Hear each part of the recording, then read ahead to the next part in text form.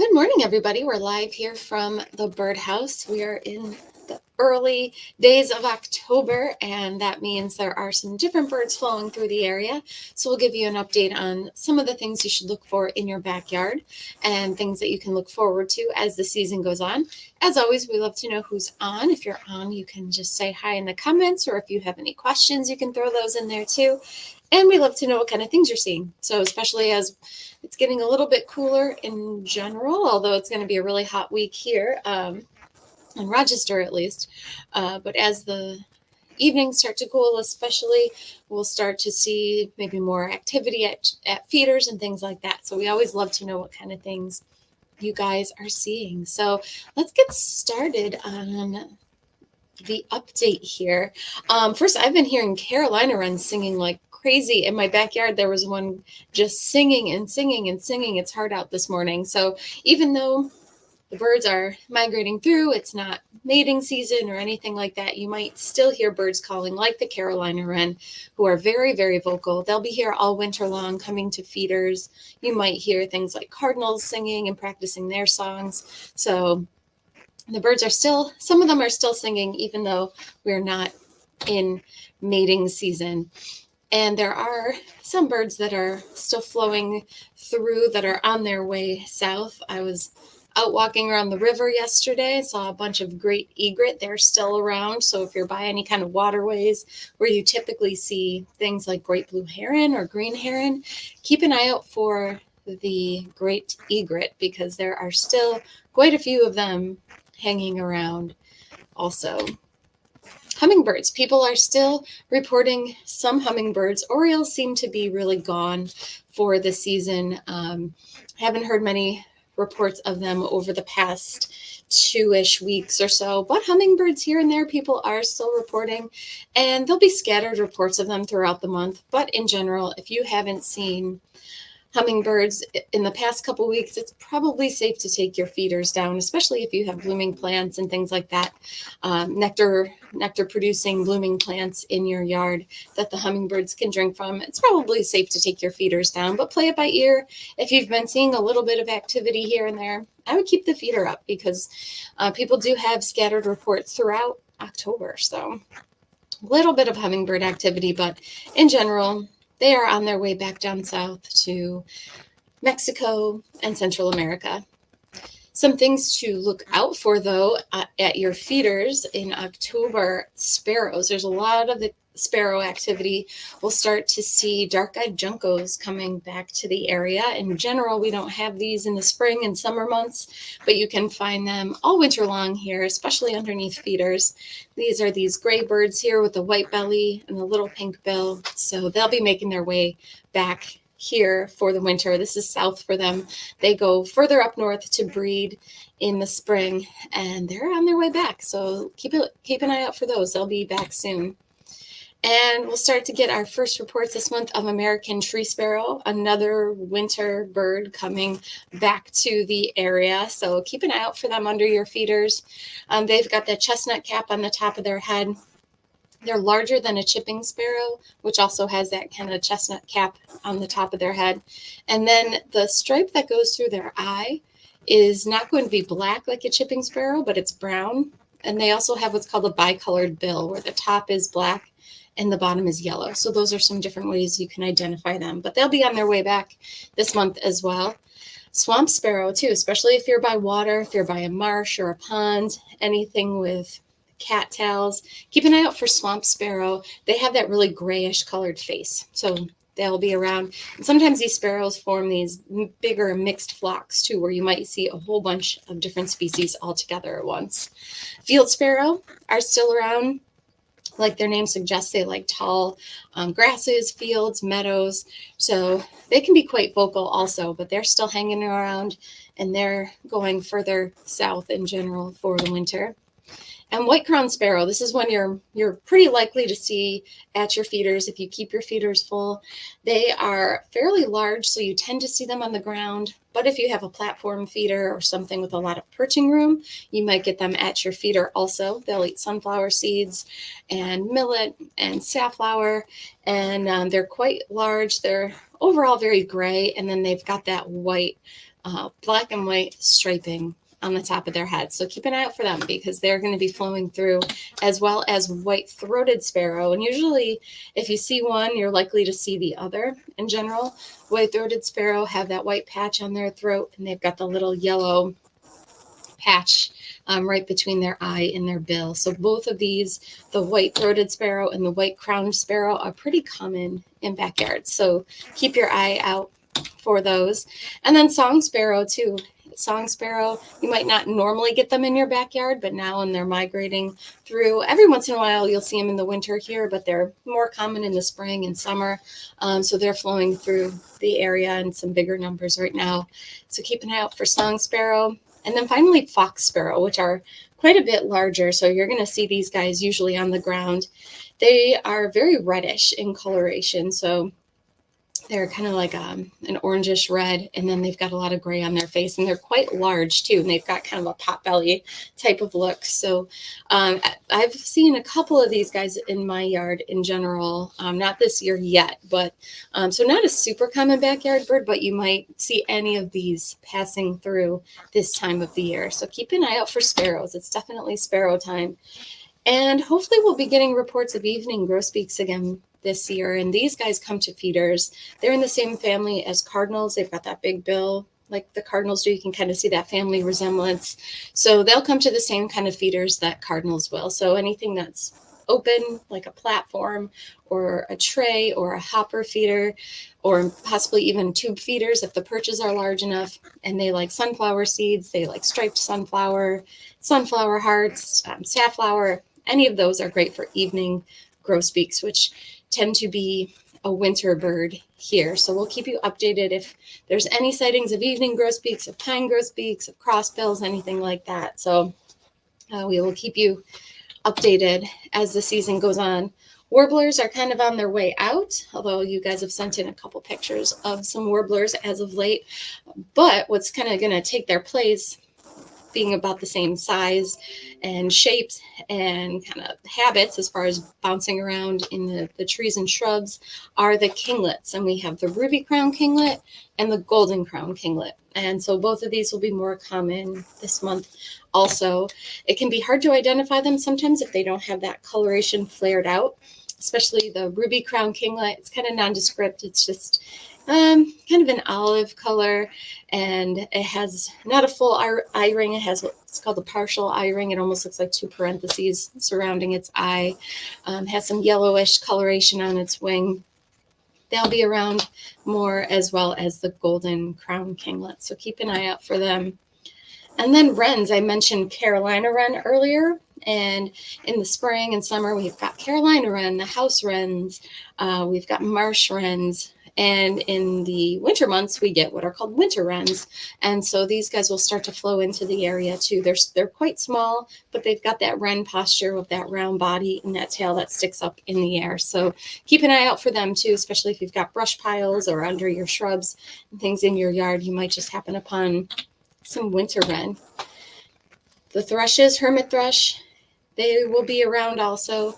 They're in the same family as the robins and the bluebirds, and they've got kind of dark speckles on their breast, and they've got what's called a chestnut colored tail. So if you see their whole top of their body is pretty brown, but then if you look at their tail, it's more of a reddish color. So that's one good way to identify the hermit thrush they'll be flowing into.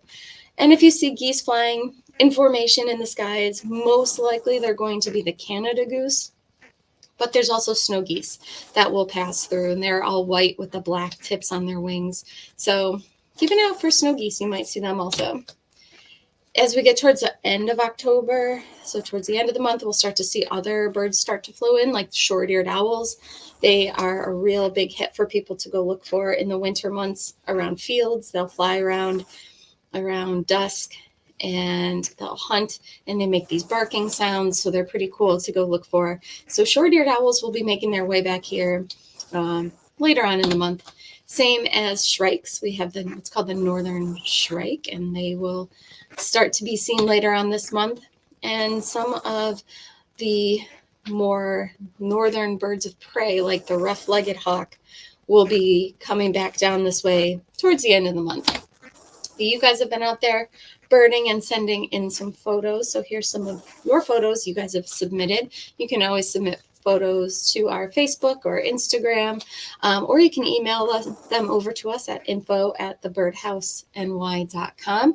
This is a picture of a Swainson's thrush. So just showed a picture of a hermit thrush. This is what's called a Swainson's thrush that Mark J took over at the Erie Canal. And the Swainson's thrush is more of an olive color than, say, the hermit thrush. So it can be hard to identify, kind of hard to differentiate them sometimes. But if you look at the hermit thrush, they're very brown, and that circle around their eye, which is called an eye ring, on the hermit thrush is quite white, where on the Swainson's thrush, it's more of a yellowish color. They call it a buffy color. So the Swainson's thrush is more of an overall greenish, olivish color. So really neat sighting there from Mark J. He also sent in photos of this bald eagle at Irondequoit Bay and a yellow-rumped warbler. So still some warbler activity. You can see how they get their name from this photo. Yellow-rumped warblers are sometimes also known as butterbutts, they call them. So you can see that bright yellow patch on their rumps. So that's a yellow-rumped warbler. And this is a fun photo sent in by Mark again. He says, not sure what the hawk was doing, but it was entertaining. Kept playing with a stick, maybe a juvenile. So you can see it's got that stick in its bill. And it looks like it could be a juvenile. It looks like its tail has some striping on it. It's not fully all red. So really cool photo there showing some red-tailed hawk behavior. And here's another red-tailed hawk. This one also has some striping on its tail, and this photo was taken over at Erie Canal Lock 32 area. Another photo by Mark. And also in that same spot, it looks like are some bald eagle. And here's a couple photos of that bald eagle, and you can see those huge talons on these photos. Really, really cool if you see it up close. Those amazingly giant talons of the bald eagle. Here's another picture in the same area over by Lock 32 of a belted kingfisher female. And this is another warbler picture. This one's sent in by Bob, who says Blackburnian warbler, I believe. And I concur. I think it is. Sometimes the warblers can be hard to identify in the fall because they are not as brightly colored as they are in the spring. And then here's another photo, another series of photos sent in by Bob, who says more Tennessee warblers. I had 4 or 5 around feeding this morning. So some other warbler activity. So thank you guys for sending in your photos. It's always fun to see what kind of things you guys are seeing around.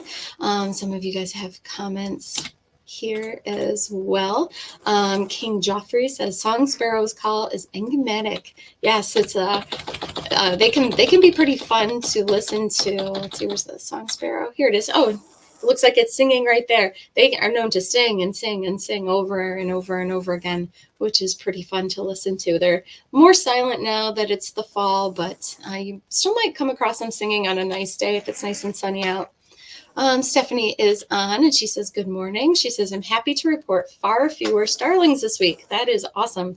Yeah, one thing you can do if you have starlings that are overtaking your feeders is switch the seed out with safflower.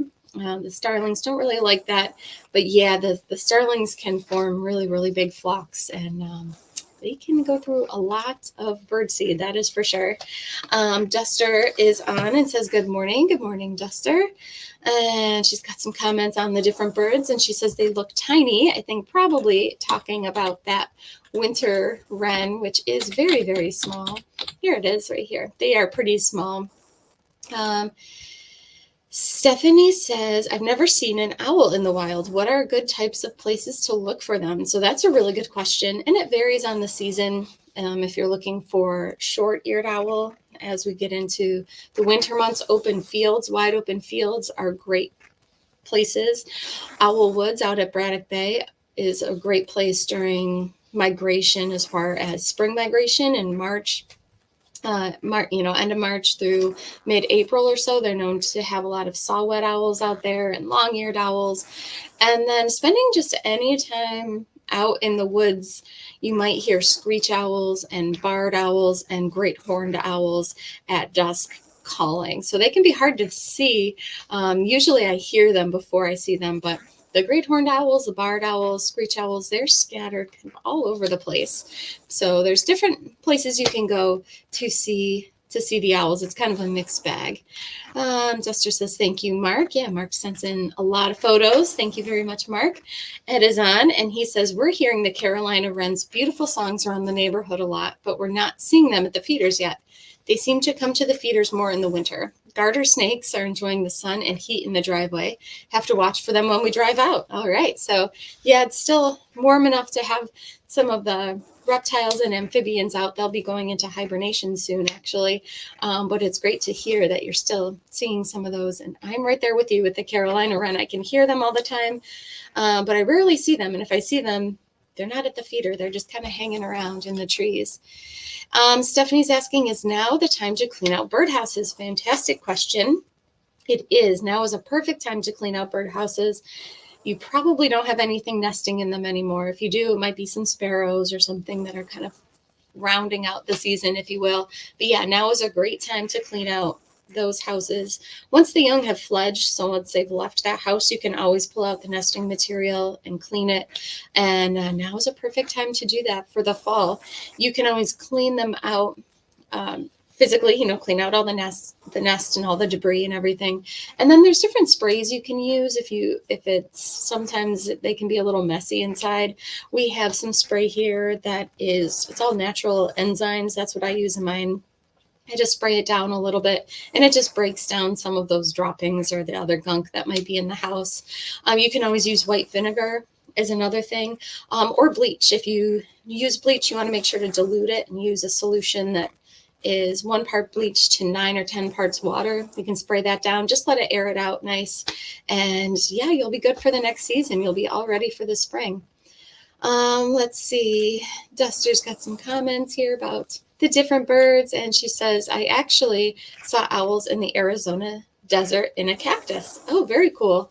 Those might have been maybe western screech owls. I'm not sure what other species you guys might have out there that are cavity nesters, but we have the eastern screech owl here, and I'm guessing where you are, you probably have the western. And Duster also says, I have a crow's nest that they use year after year. Yeah, owls really don't build their own nests. They tend to take over other birds' nests. So they're known to take over bald eagles. If it's a great horned owl, they can take over bald eagle's nest or red-tailed hawk's nest or crow's nests. So things like screech owls are cavity nesters and will go into cavities of trees or even birdhouses. If you have an owl box out, they'll use those. So really, really neat that Duster is seeing a crow's nest that they use year after year. So it looks like that is everybody's comments and questions. Thank you guys for tuning in. We'll be back on Saturday. And until then, enjoy your week, and we will talk to you soon.